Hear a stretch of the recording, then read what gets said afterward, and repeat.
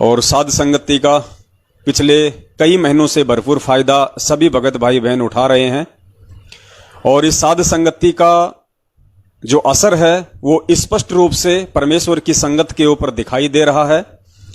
कई हजारों की संख्या में परमेश्वर की आत्माएं काल प्रेरित सतलोक आश्रम मैनेजमेंट हरियाणा से हटके और परमेश्वर की सत भक्ति को सही तरीके से पुनः अपना रही हैं। और पुण्यात्माओं, हमने यही करना है। हमने केवल अपने पूज्य गुरुदेव जी की वचन अनुसार ही चलना है। पूज्य गुरुदेव जी के दिखाए मार्ग पर ही हमने चलना है। अन्य किसी भी व्यक्ति पर, चाहे वो उनका भाई हो, बेटा हो, जवाई हो, रिश्तेदार हो, कोई कोऑर्डिनेटर हो, किसी पर भी हमने आंख बंद करके विश्वास नहीं करना। यदि हमने ब्लाइंड फेथ करना है इतना ज्ञान लेने के बाद और पूर्ण परमेश्वर मिलने के बाद, तो ये ब्लाइंड फेथ, अंधविश्वास हमने केवल पूज्य गुरुदेव जी के वचनों पे, उनके सत्संगों पे और उनके आदेशों पर ही करना है। और यदि उनकी आड़ में अन्य कोई व्यक्ति अपना मनमुखी आदेश पारित करता है, भले वो सही है या गलत है, तो उसके लिए परमात्मा ने हमें सत्संग रूपी ये तराजू दिया है, तत्व ज्ञान रूपी टॉर्च दी है।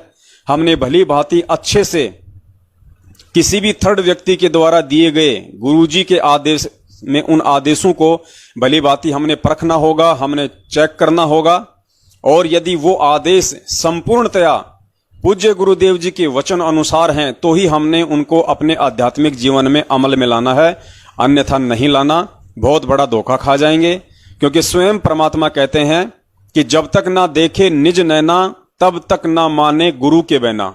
अर्थात परमात्मा ने एक भगत को यहां तक हिदायत दी है, काल भगवान के लोक में, काल भगवान की दुष्टता को देखते हुए जिस प्रकार से वो भक्तों को भ्रमित करता है, उस स्थिति को देखते हुए कि जब तक ना देखे निज नैना, कि हे प्यारी आत्मा, जब तक तू अपनी खुद की आंखों से और खुद के कानों से अपने गुरुदेव के मुख कमल से उनके वचन ना सुन ले, उनके आदेश ना सुन ले, तब तक ना माने गुरु के बैना। तब तक आपने अपने गुरु के आड़ में यदि कोई दूसरा व्यक्ति आदेश दे रहा है तो हमने उसको नहीं मानना है।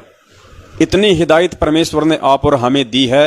तो सोचिए पुण्यात्माओं, हमने कितना सजग होके रहना होगा, इस भक्ति मार्ग पे चलना होगा।